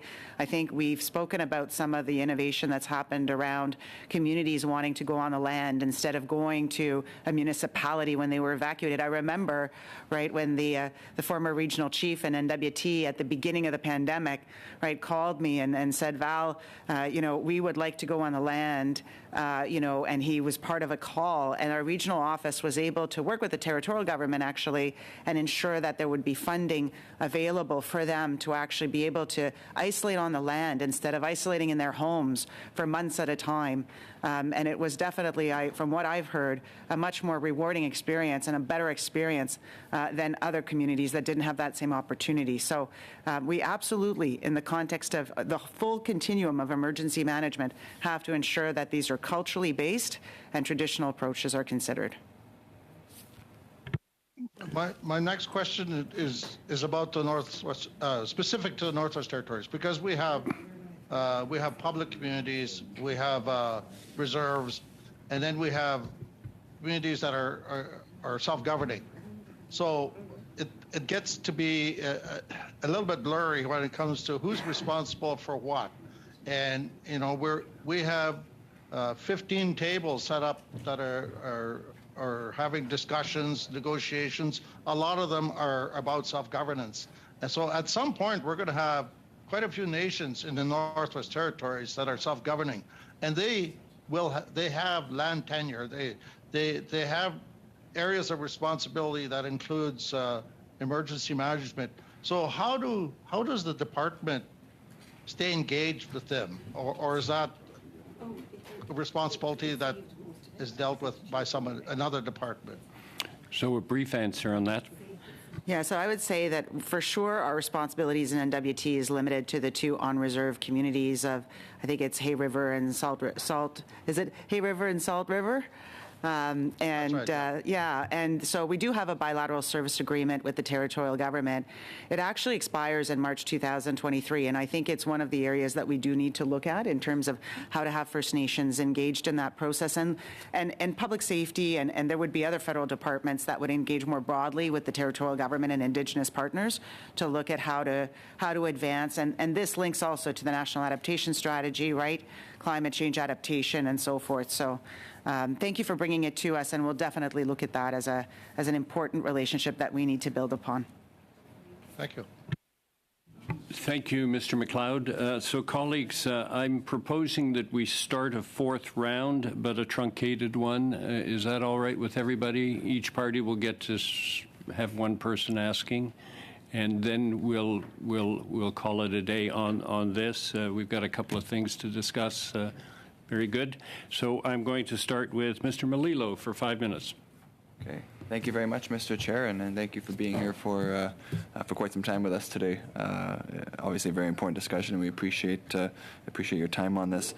I want to go to a part of the report that states that the department's preparedness and mitigation programs are proposal-based. And this approach allows First Nations to identify the activities that they believe are the most impactful. However, this approach does not ensure that First Nations at the highest risk of experiencing emergencies receive funding, since not all First Nations communities have the capacity to apply for funding. And that last line around not all communities having the capacity to apply for funding, I think is a very important point. That's something we see in my area in Kenora, and I've spoken with the minister about this privately as well, is not only the capacity aspect, but oftentimes we find that there are many communities and community leaders that aren't aware of all the programs that are available. So I'm wondering if you can provide information on what sorts of outreach opportunities and capacity building exercises the department is doing to ensure that communities are aware of all the programs that are available to them. Well, as I mentioned earlier, we were able to, in Budget 2019, access a specific envelope for capacity enhancement, which was the first time that we had the opportunity to do that.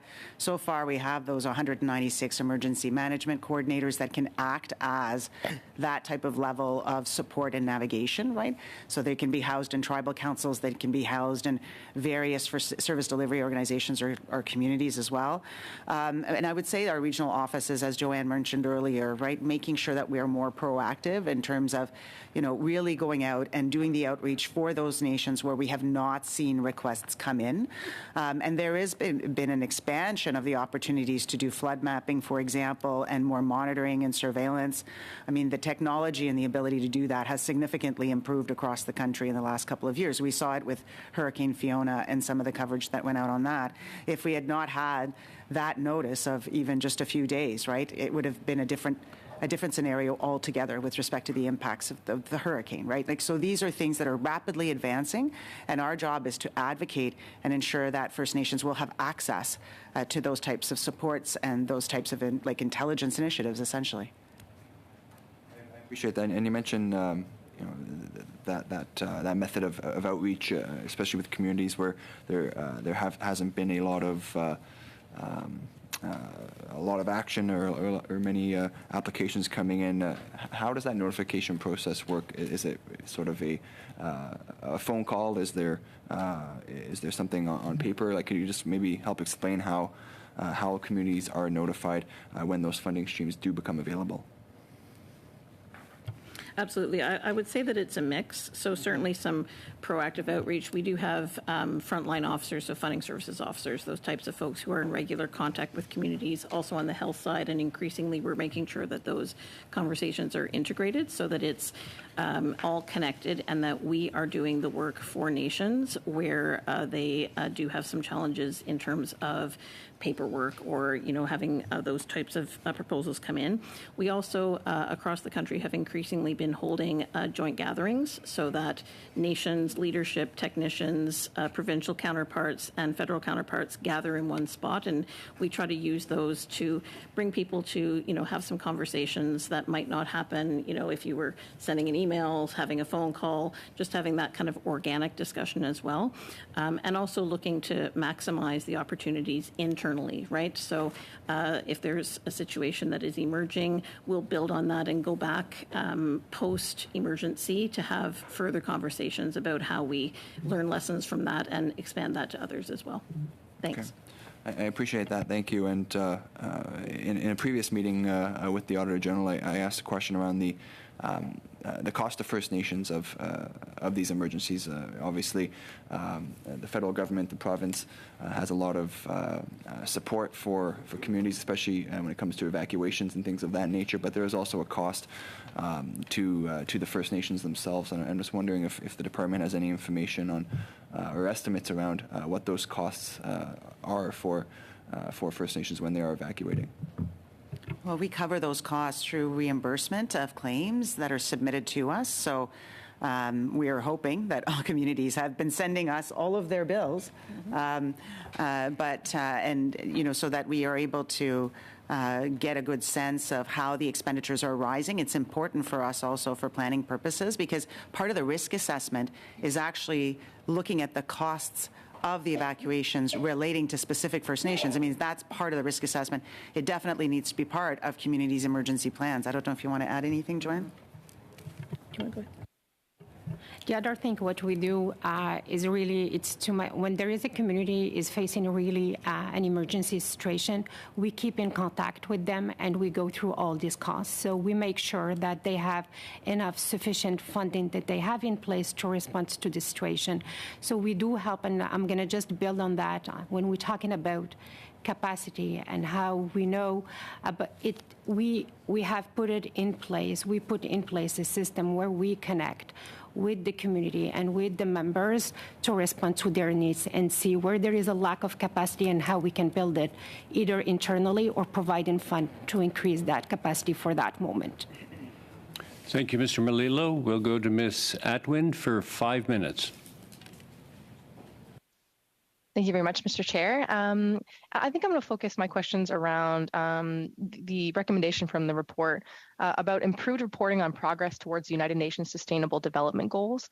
Can you speak to, first of all, why it's important to consider the United Nations Sustainable Development Goals in the work of Indigenous Services Canada, and then on the reporting that has been done to date, and perhaps a comment on the need to improve that? Sure, I can start. So I would say that, typically reporting of programs in government has been indicators around outputs like the number of people that have been evacuated, the number of people that have been repatriated, right?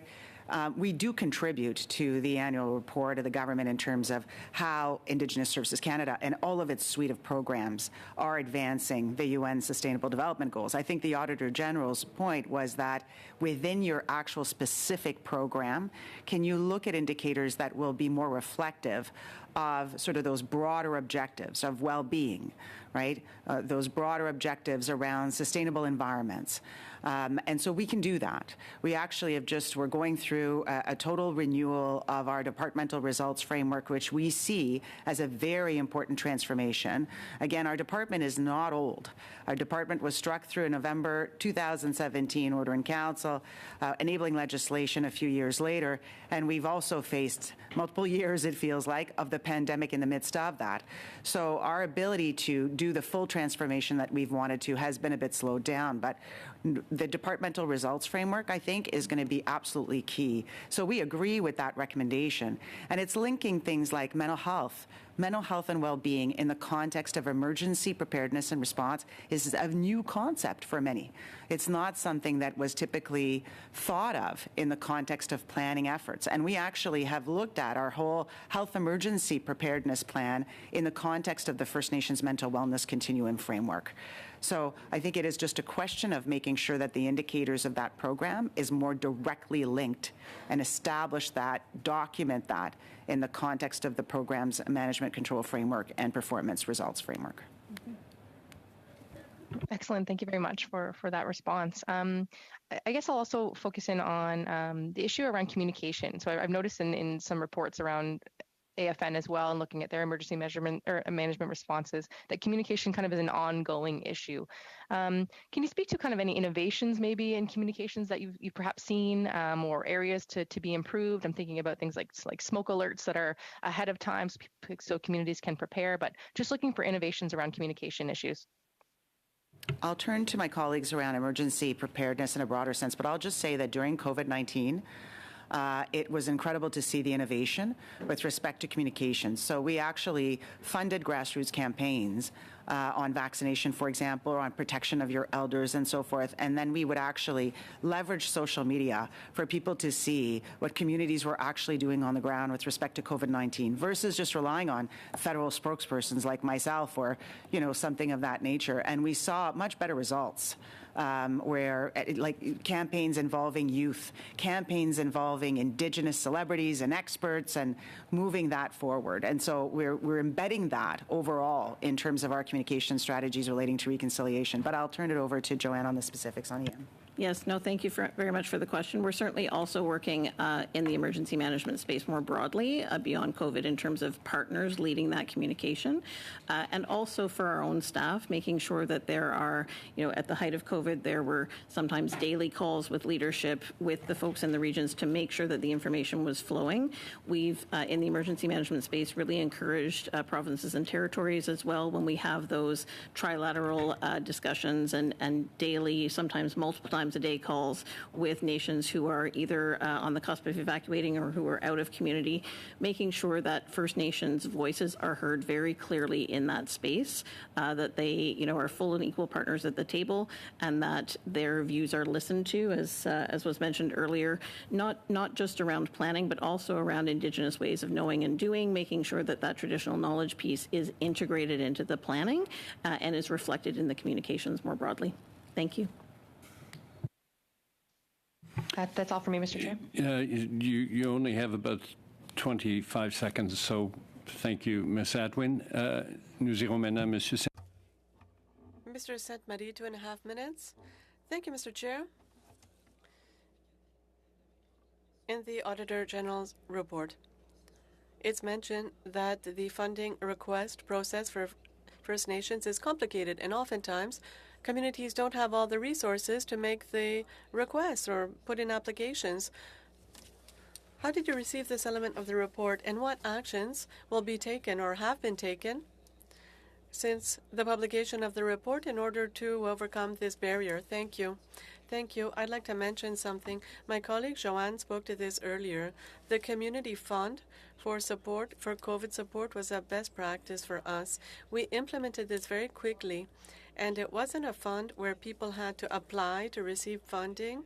We had an allocation according to each community, and then if they had extra needs, then they would make a demand. But it wasn't a proposal. It wasn't the same thing. So it was much simpler, and we continue to operate in this way with regards to the COVID support. So we're looking at that process for the program with regards to emergency management. And another thing that we're doing in order to help communities is, and I mentioned this, but is to have coordinators, emergency management coordinators. If you have dedicated capacity, even if it is your tribal council, for example, not necessarily in each community, but this is going to help a lot, even if it's just one person who's there on a part-time basis or might be shared between different communities. This will make sure that there's continued education, that the plan is implemented and updated regularly, and that there are regular contacts with the person or the people responsible on a regional level. They'll know who they are, and they will have this relationship. Same as when you have health directors, education directors in the communities. These people are very important in order to make sure that the contact remains with the department, but also that they have funding and planning in place to provide services. Je vais en profiter du temps qui me reste. With my time left, I would like to thank you for all the work that you do, all the important work that you do. There are many challenges, and it's not easy. So I wish you all the best. And with the few seconds I have left, I will give them to my esteemed colleague from Nunavut. Thank you. Monsieur Sainte-Marie, Ms. Sidlaut, you will conclude our question.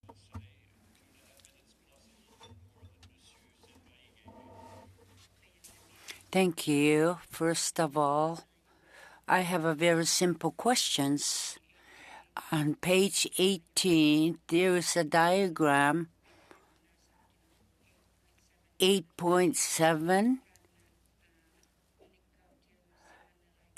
It talks about emergency evacuation that happened to First Nations. Perhaps 1 to 2 years or further, more years after, according to the written material.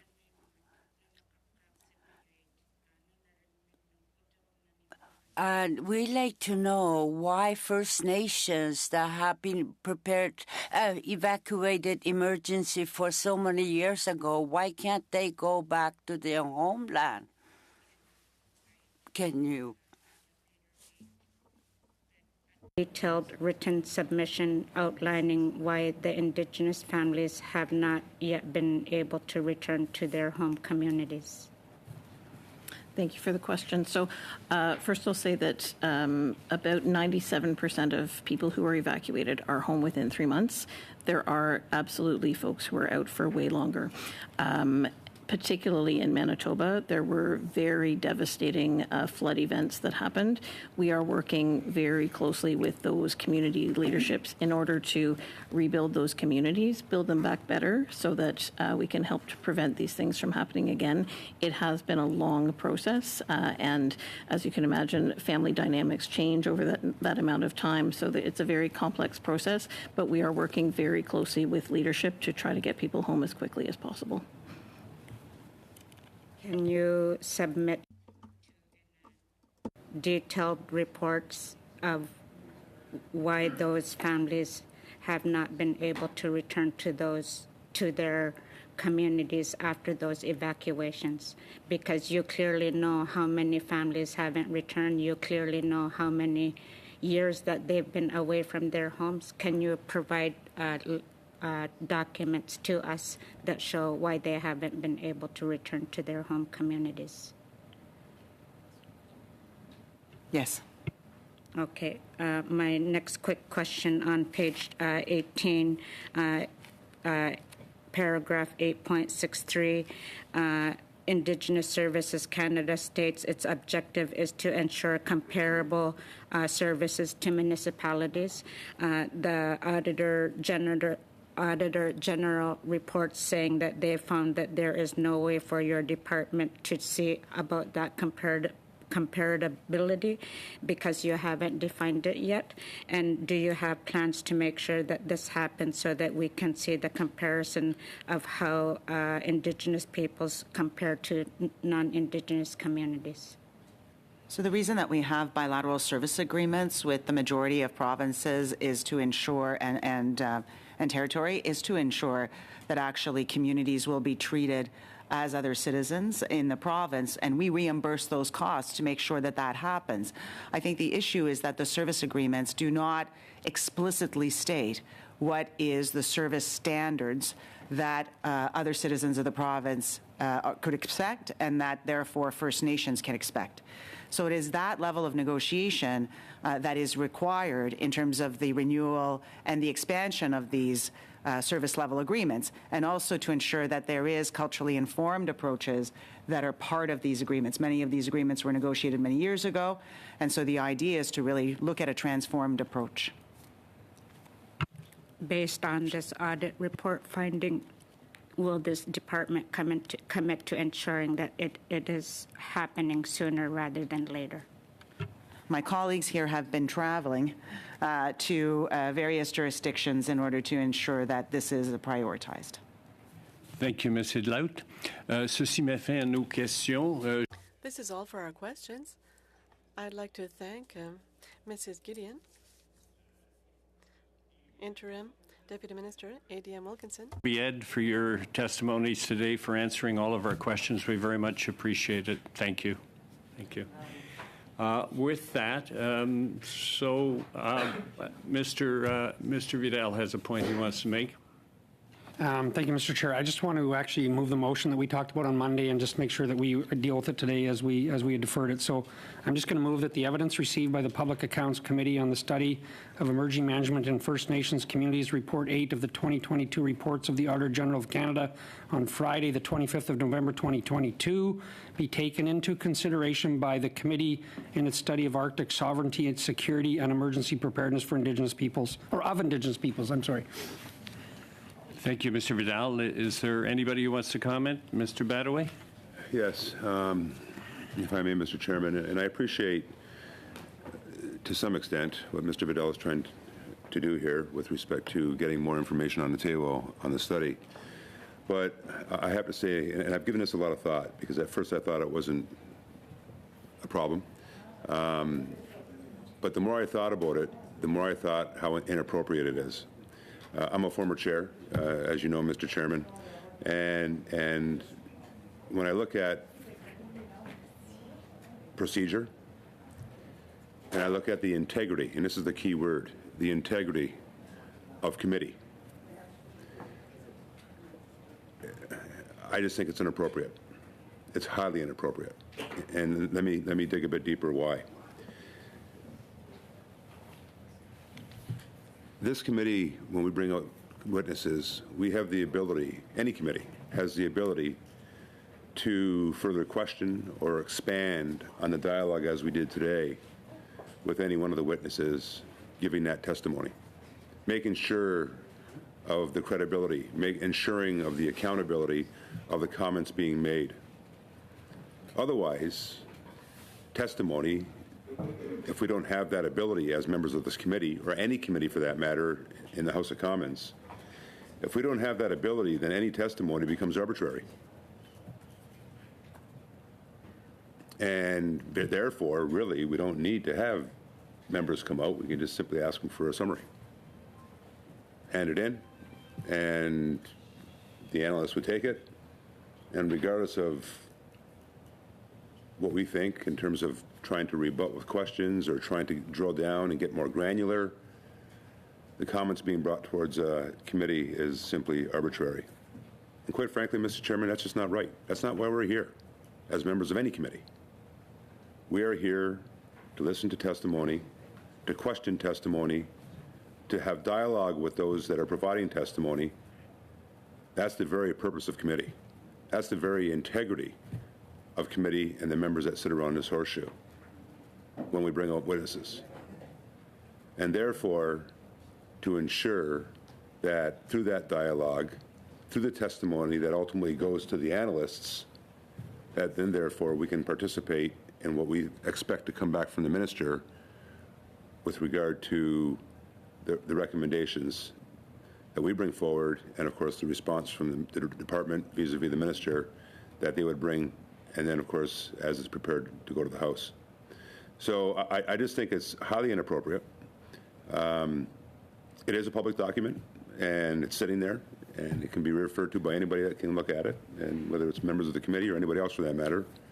But for it to be brought into this committee, once again, it just simply makes it arbitrary testimony, and I feel, once again, Mr. Chairman, that is highly, highly inappropriate. Thank you. Thank you, Mr. Badaway. We're going to have a show of hands on this, or a vote. But before that, does anybody else wish to add anything else? We can't do a show of hands in a virtual setting. No. Okay. Yeah. I'd like to call the question, Mr. Chair. Go ahead. The question is. Yes. Ms. Atwin? Against? Mr. Badaway? Mr. McLeod? Against. Mr. Pulowski? Against. Mr. Weiler? Against. Mr. Melillo? In favor. Mr. Dreeshen? In favor. Mr. Vidal? In favor. Mr. Zimmer? In favor. Mr. Saint-Marie? En faveur. Ms. Idlout? Pangit po nga in favor.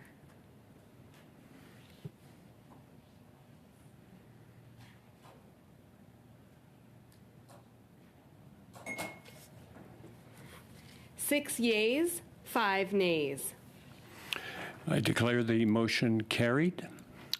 So that brings us to the end. Just a reminder that next Monday we will be looking at Bill S-219. In the first hour, we'll be hearing from witnesses. In the second hour, we'll be going over it clause by clause. If anybody has any amendment to make, please submit it by noon tomorrow.